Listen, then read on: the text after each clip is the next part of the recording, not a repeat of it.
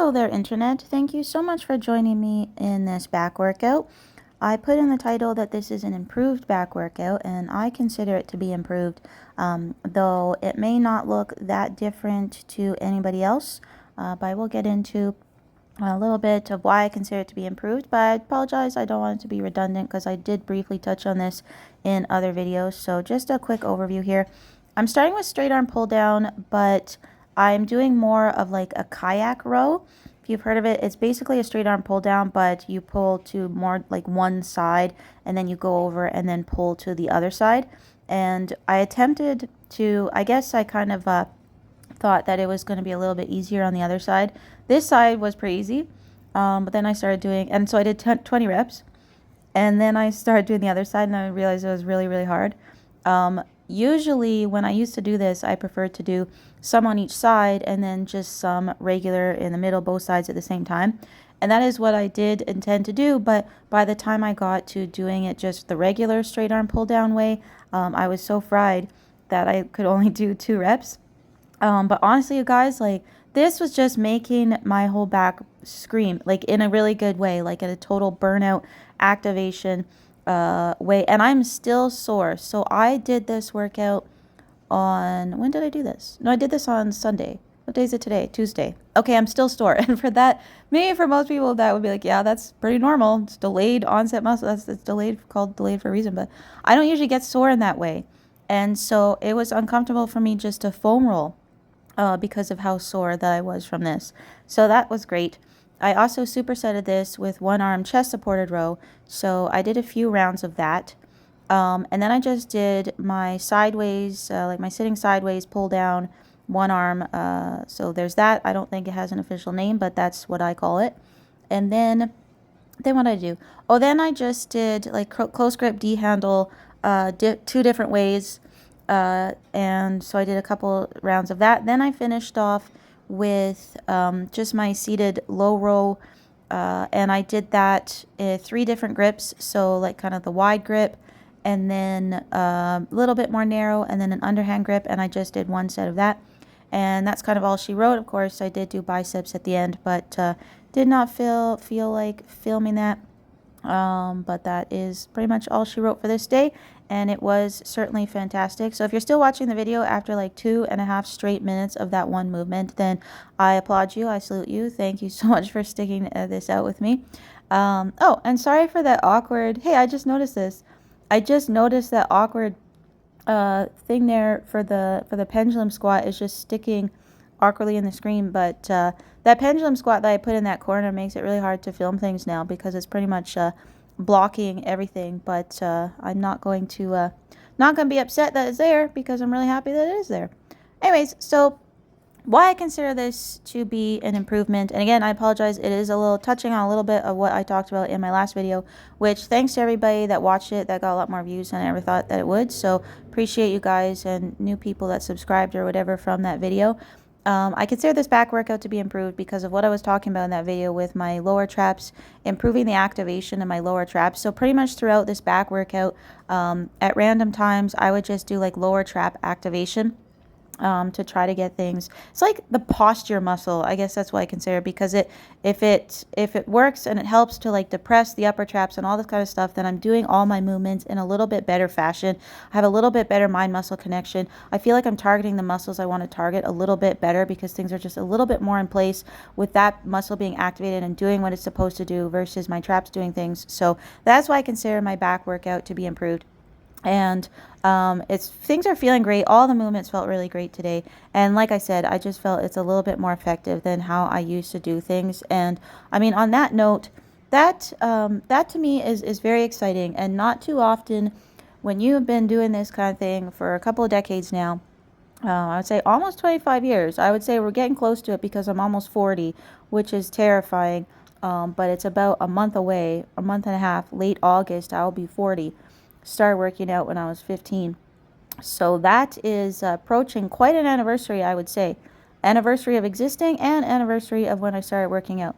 So not too often do things kind of reignite that spark where I start to be like, where I feel like I've discovered something new and exciting with potential and there's new things. And it's like that spark does not get lit all that often. I mean, sure, I get excited when I get a new piece of gym equipment or when I throw a new exercise into the mix, but just those things are not very often anymore. I mean, I'll still feel happy, I'll still feel somewhat excited. I'll still feel passionate, but there's just like that little spark that does only flicker. It's not around too often, but when I kind of realized this one small thing, I started to get quite excited. I got excited about, I guess, just back development potential. Like things could finally, look a little bit different than they look. It's not like I'm dissatisfied with how it looks. It's just that, you just think, okay, this is just how it's always going to be. And when and how will it ever get better? And this is something that where I think, okay, this will lead to some kind of improvement in that regard.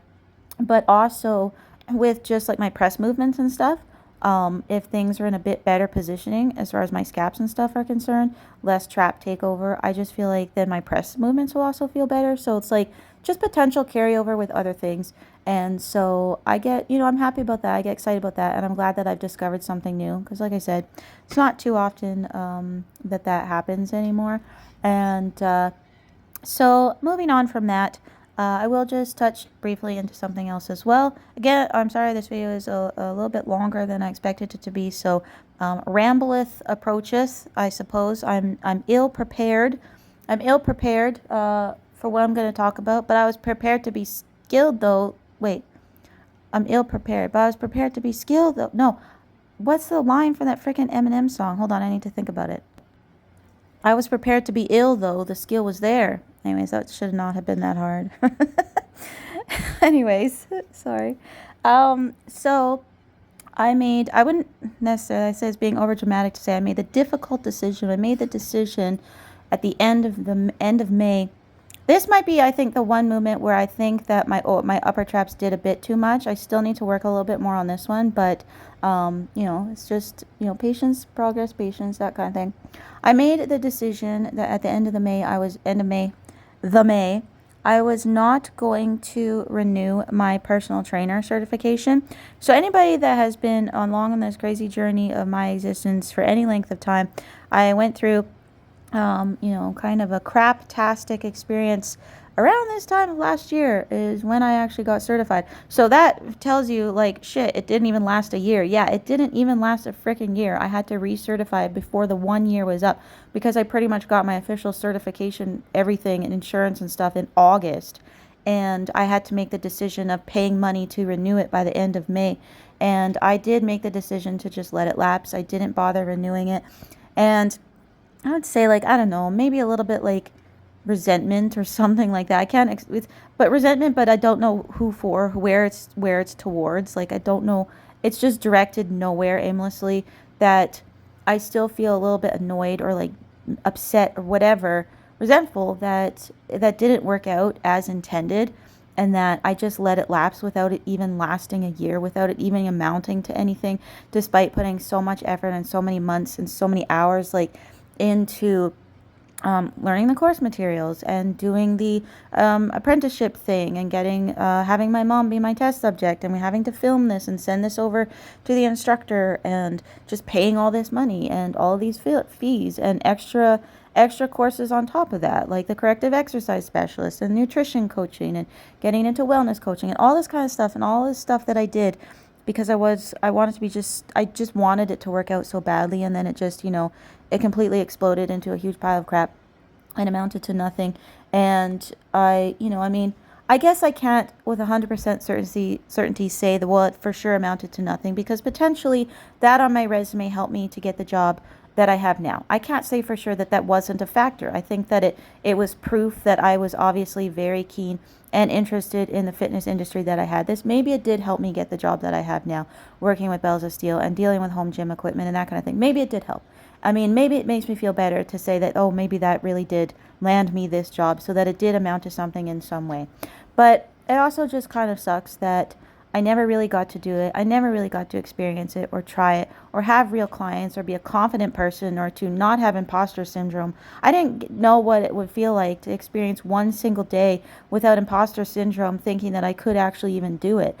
And that sucks because, you have this idea in your head of something maybe working out in some specific way, and it's just this, fairy tale fantasy, if you will, of, could potentially have been or amounted to.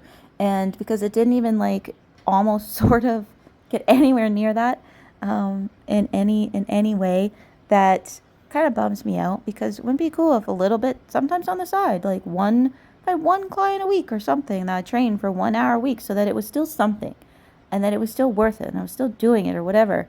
Or quote unquote the annoying term side hustle. I had the annoying side hustle because, hey, having extra income would be great. That would be awesome, especially now because I've got a little bit of this travel bug. And I absolutely obsessed with whale watching. It would be nice if I had a different source of income that was especially something where I was like moving and being active, because the biggest downside to the job that I have now is it's not active in any way.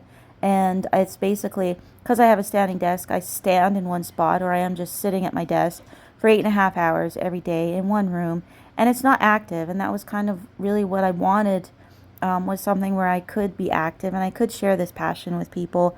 And, even though I'm grateful to be where I'm at, it is a bit of a bummer that I didn't get to experience, this other potential, thing that could have been really great in my life and really positive in my life and could have been positive in other people's lives. Not to like oversing my praises. I just think, I could have been good, or it could have been beneficial, mutually beneficial for me and potential clients, or that kind of thing. And it is sad to kind of, close that chapter and to officially have let it go. Was what it was. And I hate to say stuff like this because it just seems small and petty. But I'm going to say it anyway because I just put my whole self out here, much to, which is usually not a positive thing, but whatever. Um, it's just, why is it that there's so many fitness influencers out there, and maybe more so on TikTok? I don't know. I don't know where they come from because I don't have TikTok and I don't have Instagram. There's so many fitness influencers out there that they're just bullshit. And somehow they become huge and they make such a go of it, and they give everybody cookie cutter routines. They give everybody just the same program, or they just build one program and have people just buy it, even though the whole interesting and unique part of being a trainer is like tailor making programs to each individual person. What's the point of learning all these things about different circumstances and different things you've discovered in your own training if you give everybody one program? But for whatever reason, those things do make it, and those things do make it financially, and they make it big. And I don't understand, especially when they don't even necessarily talk the talk or walk the walk. And lots of times they're photoshopping crap, and they're editing things just to make themselves look like hyper skinny or whatever. And they don't give really great advice, especially on the diet front, because the whole skinny trend is coming back. And whatever, I'm not changing anything. I don't care if the whole world wants to be skinny again. I'm not changing anything, but it does seem to be making a comeback. And now these things, just being skinny, is selling again. And like that's not personal training. Just helping somebody be skinny is not personal training. But these really skinny girls, they can sell this stuff because it's a trending, and now younger minds, more impressionable minds are seeking this kind of thing, and they want this kind of thing. And I guess, I don't know, that's just my little, grievance or whatever, or my piss off with it, is that I just feel, well, it's unfair. I know. What are you going to say? Life is unfair. When. That's the way it is. And yeah, they can make a go of it and I couldn't. And that sucks. And I will admit that. But I mean, it is what it is. I am not upset with where I ended up. I'm thankful that I ended up somewhere. Thank goodness I ended up somewhere, because it was certainly not a quick or easy journey of being unemployed while I was trying to pursue this personal training thing. Yeah, sure, I could lie and say I'm doing personal training, but if you don't have any clients, you're unemployed. If I was on Caleb Hammer and I said that, I would be one of those people where it's like, how much are you earning from your personal training? Nothing. Okay, then you're unemployed, which is what I was. So I ended up somewhere, and that's fantastic. And, I love my team and all that kind of stuff. I think it's just in an alternate reality, in a different universe, it would have been cool to see a different outcome with the personal training. Bye, everybody.